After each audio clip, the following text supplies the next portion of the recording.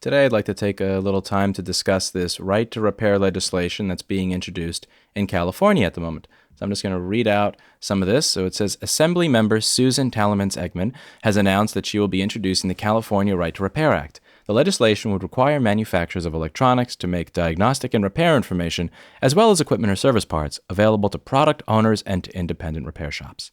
The Right to Repair Act would provide consumers with the freedom to have their electronic products and appliances fixed by a repair shop or provider of their choice, a practice that was taken for granted a generation ago, but is now becoming increasingly rare in a world of planned obsolescence. Now, I'm going to discuss some of my thoughts on this, some of my concerns based on previous legislation that was introduced, and also some of my thoughts on what should be, in my opinion, some steps that should be taken to make this a sustainable legislation. And I also want to discuss some of the criticism of the legislation. This is going to be a long, rambling kind of video. So if you want something that's 5 minutes, I would suggest you hit X so that you're not incredibly disappointed. That being said, so the first thing that strikes me here is it says it would be making diagnostic and repair information, as well as equipment or service parts, available to product owners and to independent repair shops. Now, I have no problem with diagnostic and repair information being available to everybody, but when it comes to service parts being available to owners and independent repair shops, this can present a problem. I'm not saying that because I don't want consumers to fix their own things. Let me be clear. I think everybody has the right to live with their choices. So if somebody purchases a part, they destroy their device more, that is on that individual consumer. I have no problem with that. Now, where I think this may get a little iffy is when people buy a part, destroy the part, and then send it back. You may think, well, how often is that going to happen? Well, we live in a society where most people pay by a credit card, and on the back of your credit card is an 800 number that you can call. And what most people don't realize is that regardless of what you say when you call that 800 number, 99% of the time, if you have a problem with a transaction, even if it's of your own making, and you call that 800 number and say the right words, you will get your money back. And so this has really created a shift in the way a lot of merchants and companies operate, because they realize that if they sell a product or a service that in any way would cause somebody to say, I want my money back, they know that the customer will be able to get their money back, which means that they cannot sell products and services that create high risk that this will occur. So one thing that happened to me a while ago. Now, this video over here is not really a great video. It's an older one that I did, and I did it admittedly while I was particularly aggravated. So it's also got some cursing. So if you'd like to avoid the cursing, then you probably should avoid the video. But just to give you an idea of what I was discussing in that video, there was one particular laptop. I believe it was either the Acer 5517 or 5317. And we used to have a company that sold screens wholesale and retail. And at one point, we got to a point where we were selling about 900 to 1,200 a day. This was between 2010 and 2014. It was called Rossmann Supply Group, Inc. And there was this one particular laptop where there was a transitionary period between fluorescent backlit screens and LED backlit screens. And during that transition period, there were certain models of laptop where, depending on when you purchased a laptop, you could have gotten one with either a CCFL or an LED backlit screen. Once fluorescent backlit screens were no longer manufactured, the price went up by a lot. So you had screens that cost $110, and then you had screens that cost $40. So what most customers would do is they would ignore the listing when looking for a replacement screen. They would see Acer 5517, one screen's $110, one screen's $40. I'm buying that. They would ignore all of the details in large capital letters, red letters, any graphics I put up that said, this laptop uses 2 different incompatible screens. You must open your machine before buying this and confirm that your screen is this model. If it has this model, or it looks like this and has the connector here, buy the $110 one. If your screen looks like this and has the connector on the bottom side, buy this $40 screen here. What do you think people did? Most people would just buy the cheaper one. And what happened, and what I discussed in that video, is that somebody bought the $40 screen and tried to, which was LED backlit, and tried to put it into their fluorescent backlit laptop. And what happened when they did that is it didn't fit. So they started actually cutting up the screen to bits and pieces to try and make it fit. When they could not make it fit, they filed a claim, they got it sent back, and I got sent back a screen that was complete garbage that I paid about $100 for, and they got all their money back. So there is a genuine reason why manufacturers may want to avoid selling parts to consumers, because this is an issue. So what I think would be important here, if we're going to force a manufacturer to sell parts, to sell service parts that are very likely going to be damaged, broken, and sent back with a chargeback, is that you allow them to not accept all forms of payment if that is the case. The idea here is simple. You give the business a choice. If the business is going to sell something that has a very low likelihood of being chargebacked with a high profit margin, sure, pay by PayPal, credit card, whatever you want. If you're going to force the business to sell something that has a low profit margin with a high probability of chargeback, allow them to accept forms of payment that do not allow for a chargeback. We, on our current supply website, do not sell screens at all, because I never want to deal with that nonsense again. There are companies that just say, okay, I'm not selling this because the likelihood of people messing something up or getting something wrong and then blaming it on us is too high. Because of that, we do not want to be involved in this particular business. So if we're going to force a company to get into a particular line of business that they don't want to be in because they know that the risk of losing money, of chargebacks, of damage claims is too high, then we need to set up some system where it's, okay, you're getting this, but it's as is. And that's probably going to create a big mess. I don't think that that's something that people are going to accept. Which may lead to them just saying, okay, you can have your parts. We're just going to raise the price of everything. And I'd really like to avoid that. I'd really like to avoid something where the actual product price goes up to subsidize the people buying parts, destroying them, and then sending them back to the company. So I think that some sort of arrangement where, here, you can get your parts, but we're going to make you pay by a method that you cannot file a chargeback on is a compromise that would have to be come to if this ever got put into existence. The other thing that was bothering me about the Nebraska bill was the writing of subjective opinion into the law. So it said, in selling the parts, fair and reasonable means an equitable price in light of relevant factors, including but not limited to the ability of aftermarket technicians or shops to afford the information. And I'm kind of confused as to how this can be written into the law. So I am required to sell a product or a service at a price based on whether or not somebody else can afford it. Well, okay, but what is it that you're able to afford? What is it that you would consider reasonable? I have people that come into the store that want to tip me $50 after charging them $200 to fix a $2,000 device. For that exact same repair, I will then have people that cry and scream bloody murder at a price of above $60, saying that's a ripoff, that's so easy, anybody can do that. So reasonable is, a lot of people have different definitions of reasonable. I think that most arguments, most fights, most breakups that occur in the world in any type of relationship occur based on people having different ideas of what is considered reasonable. So trying to write something subjective into the law like that is something that I think is going to end in a lot of trouble. That's what they tried to do in the Nebraska bill. And I can't find a copy of this one, but I'd like to read it to see what it is they say.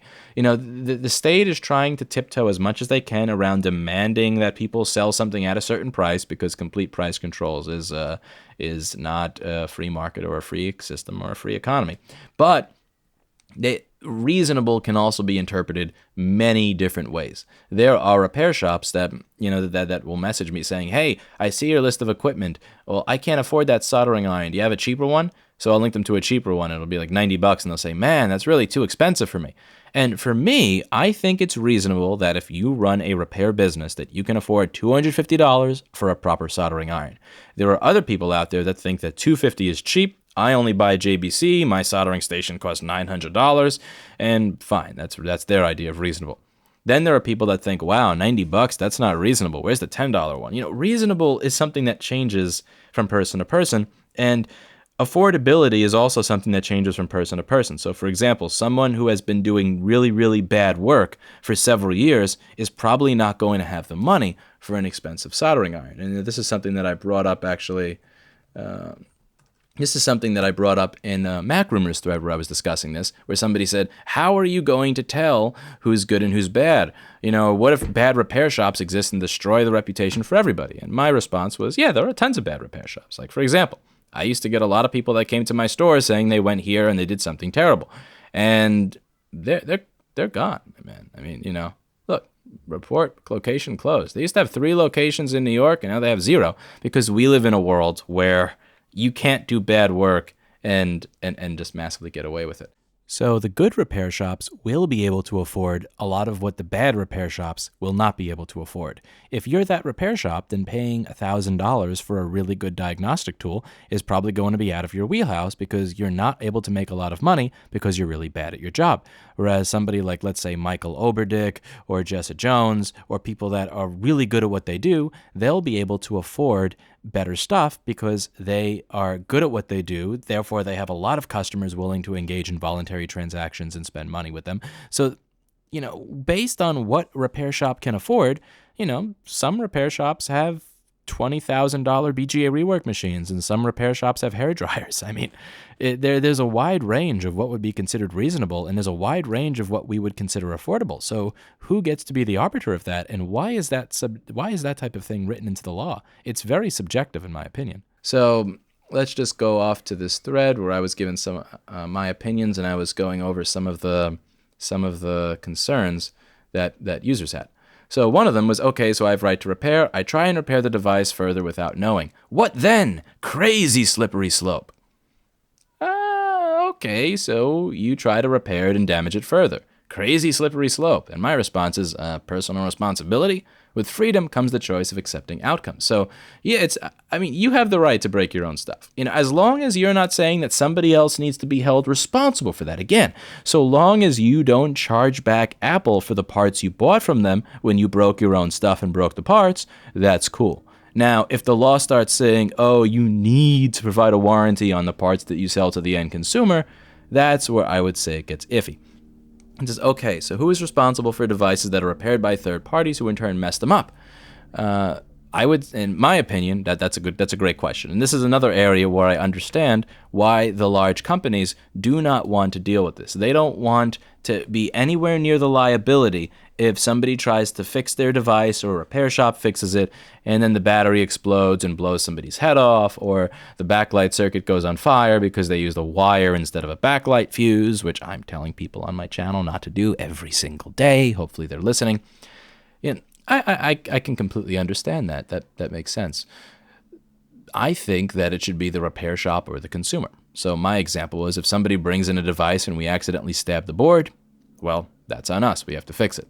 If somebody brings in a device leaking with cat urine and they say still turns on but occasionally turns off, we try to fix it and then it dies entirely and it's completely dead, then it's on the consumer. There are devices that you can give to somebody in a state where they're decaying and getting worse and worse, and that has nothing to do with the store. So, if we break something, it's our responsibility. If somebody brings us something that is dripping Coca-Cola or cat pee or was dropped off of, the 24th floor of their apartment building balcony, and then it finally dies 10 minutes after we take it in, that is the customer's problem for bringing us something that destroyed.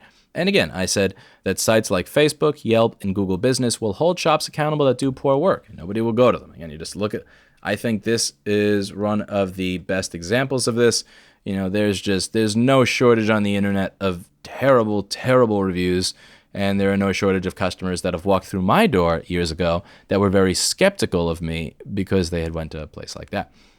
Someone said choice is good, but shoddy repair shops could do damage to consumers and Apple.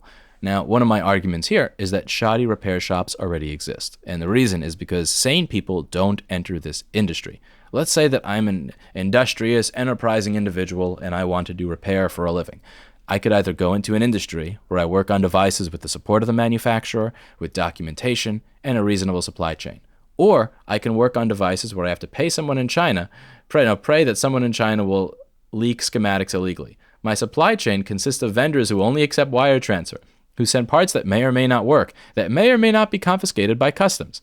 Only the loons are in this business. As it stands, you have to be a little crazy to be in this business. And I think that more high-quality repair shops would open up if this was a more viable industry. You still have people like Chris Long, Jason at STS Telecom, Jessa Jones at iPad Rehab, Michael Oberdick at iOutlet. All these people who have integrity, who are intelligent, who are good at their jobs, who are good to their employees, who have really contributed to the community. You have a lot of good people working in this business in addition to the bad. But if the idea is that, if we do this, there's going to be a ton of bad repair shops, well, that's the case right now. It's kind of, you already have bad repair shops because this industry is not an industry that is going to attract the top quality individuals. The top quality individuals are going to go into sane industries where they can just clock in, they can go to a website, download their schematic, place a parts order, know it's going to arrive and actually work. Hey, on to the next point. I still wouldn't want proprietary schematics and circuit diagrams in the hands of third-party repair shops. Even Apple stores don't have access to that information. That information is closely guarded and shouldn't be shared unless Apple wants to. And this is a good point that you could say, well, you knew this information was available online for such a long time and you did nothing about it, so why are you doing something now? It's not really... you can't really call it a trade secret anymore because you never pursued it. There are a lot of websites online where I said a 10-year-old with Google and $5 in his PayPal account can get a schematic. Just Google 820-2879 schematic, and if you have PayPal and $5, you can get it. That's existed for a long, long time. They've been getting leaked for a long time, yet no one has reproduced a MacBook Pro. Why? Well, there's more to a MacBook Pro than what buck controller IC they use to power the CPU. If you want to know the value of everything on that board, you can get it just by sitting there and measuring. It's not economically viable for an independent person to spend 2 to 4 years doing that before fixing a device for the $200 to $400 that you would get. But it is something that is technically doable by a multi-billion-dollar organization. So none of that is a secret. If you want to know the value of a resistor, you open up the bottom of the computer and you measure it. Nothing in the schematic in and of itself is a secret as long as you're able to purchase the product. I want to make that clear. If you create a product and you don't sell it and you seal it shut so that nobody can open it, maybe then it's a secret. But when you offer a device that has screws on it that you can remove, and then you're allowed to measure any individual component, anybody could just make a schematic like that. It's not a secret at all. And if you're a company like IBM or Fujitsu or Toshiba, you're just a multi-billion-dollar engineering firm, it would be no problem at all for them to open this up and in probably a day, x-ray the board, have some machine measure every single resistor on it really quickly, and then make their own schematic. Yeah, it's in no way a secret. And all the schematic gives are component values that could be ascertained by any large company that had the time to do the measurements. Now, there's more to making a MacBook than just knowing the component values, and that's why I don't think that that's something that needs to be seriously worried about. But even if that is something to be worried about, right now, in our current environment, schematics are $5 and a Google search away. The only issue is that it takes a little while for them to be released, but somebody wants it, they can get it. And Apple has not done much of a job in keeping people from being able to get these schematics. Now, someone else brings up the excellent point. Others will disagree, but I see this as nanny state government in action. Be careful what you wish for, especially when it comes to government. Government is a necessary evil, not the remedy thereto. I said, here I genuinely agree with you. In the interest of small government and free markets, I would ask 2 things. 1, stop allowing customs agents to confiscate parts I purchase from Chinese vendors. This is a waste of taxpayer money. It is also not a free market if a factory producing screens or keyboards can't sell them to me because a government agent with a gun confiscates what I have purchased in that voluntary free market transaction. 2, stop abusing copyright law to sue, jail, or shut down people sharing documents that show how components they own are interconnected.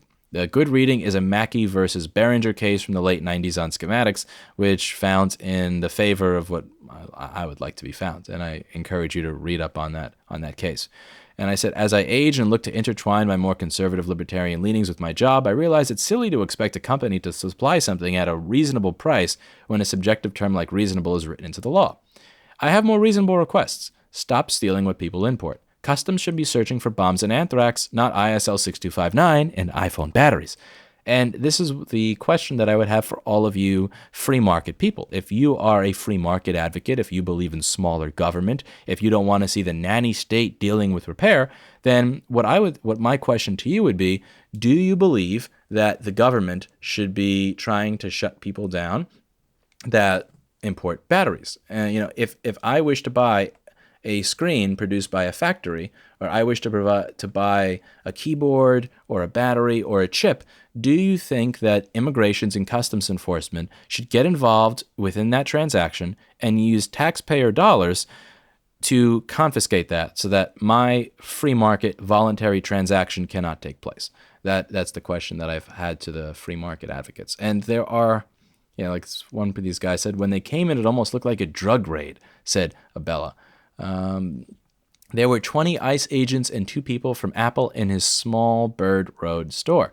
And, this is, it's just one of these things that it boggles my mind and I am a small government free market advocate, but I don't believe that the free market can work properly when a $400 billion corporation can send 20 agents with guns into your store to say, hey, no fix for you.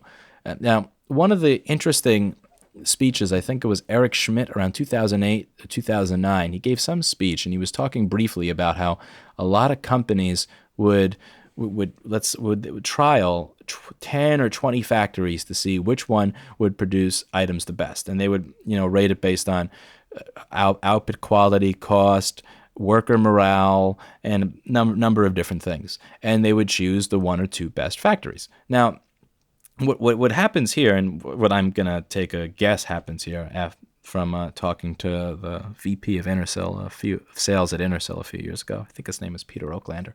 He said what I'm guessing happens is that the 18 factories or the 5 factories that failed, that didn't do as well, they invested a lot of money, time, and resources into being able to produce some of these parts.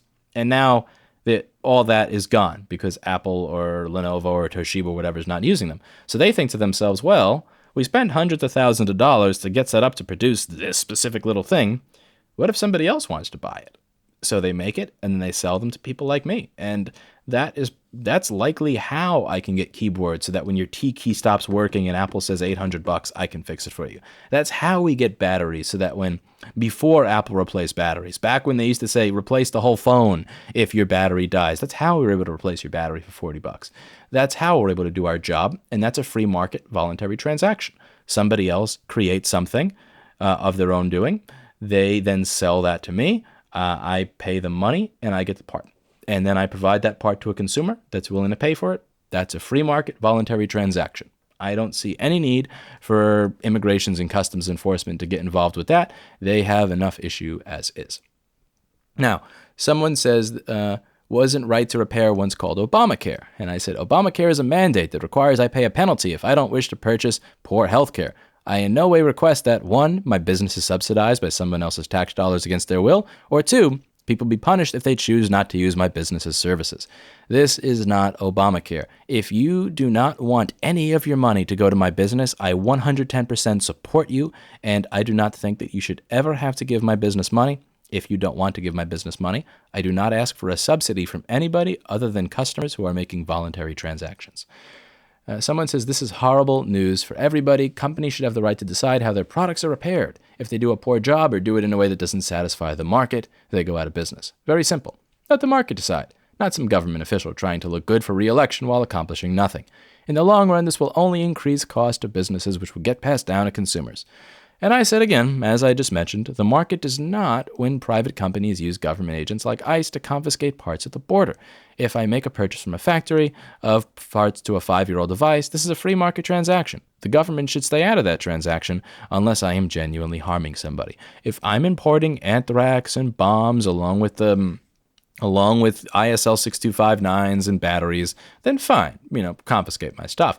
But to confiscate it solely because you said, well, it's impossible that these must be stolen because we didn't sell them to you. No.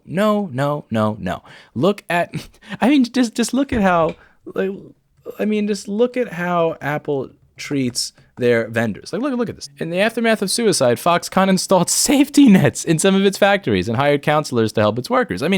So we're dealing with a company that treats some of their suppliers and vendors so bad that they are committing suicide on a regular basis at work. And their answer to that is, hey, we're probably going to have more of this, so let's just put a net there. Just maybe some of those people who were treated so badly that they want to kill themselves working at your factory decided to open up their own factory and make this stuff and sell it to the customers that you didn't want to service anyway. But no, that can't happen. We must use customs to import those parts at the border because that's a totally free market. All right, continuing. Apple notes that all their devices are highly recyclable. Just return it to Apple. Get 10% discount on your next purchase. Yep. You buy a $3,000 device, it fails, and why don't you return it and get $300 off your next $3,000 device? That makes a lot of financial sense right there for people that do not have a lot of spare money. I wonder if we're living in a time where a lot of people don't have a lot of savings. So it says, besides the fact that this method of recycling can at best get you back 25% of the raw materials, they also push for the shredding of devices rather than repairing for reuse, which, as I said in this video, not very green. And someone said it's exactly the problem. The replacement parts on Amazon are crap. I replaced my son's iPhone 6 screen for $39. The screen from Amazon at 65% of the brightness of the OEM screen. It also has a bright halo on the left side that's visible while displaying dark colors. That's also one of the pushes, is that the aftermarket parts that are available sometimes are great, sometimes suck. Again, it says, this is how I feel too. Stop regulating private companies. Government needs to stay out of things. Non-government. If I don't like Apple's repair policy, I can go buy a different phone. And I agree. Government should stay out of things that are non-government. I completely agree, which is why I again point to this. Why is ICE... Why is the government sending 20 armed agents to a tiny little repair shop to take their parts away? This right here, this is government getting involved in non-government. And maybe if we weren't at the point where 5 years ago, this article is from 2013, if we weren't at the point where 5 years ago Apple was doing this, we wouldn't be at a point right now where people were considering legislation. The reason that people are discussing legislation is because stuff like this happen. It's only when you get to this absolute extreme that you start to discuss serious rules. And I believe that most rules erupt from someone somewhere taking advantage or being an asshole. And I think that's the case of what happened here. Someone says, that's not exactly true. I've purchased several SIM trays from Apple in the past or previous iPhones. SIM trays are not batteries or screens or keyboards or trackpads or headphone jacks. I mean, a SIM tray, Apple sells SIM trays. Therefore, there is no problem. Like, the company will sell you a SIM card tray. I don't understand what anybody could be complaining about. And at the end, I typed, I understand what consumers who do not own stock in Apple have against this type of legislation. They are tired of people using the power of the government to dictate what other people do. And fair enough. People who are against this legislation tend to be tired of the constant demands for rights, while the people demanding those rights never seem to want to take on the associated responsibility. And I can understand that. The reality is that the power of government is already being used to dictate what people do with this business. I would much prefer a changing of the structures in copyright law and import so that the state would be one step further removed from this process, so that repair could actually be the free market that people here think it should be. I don't think this is the 100% right way to go about it with this right to repair bill. That being said, I can appreciate that it at least creates a discussion about the right way to go about it.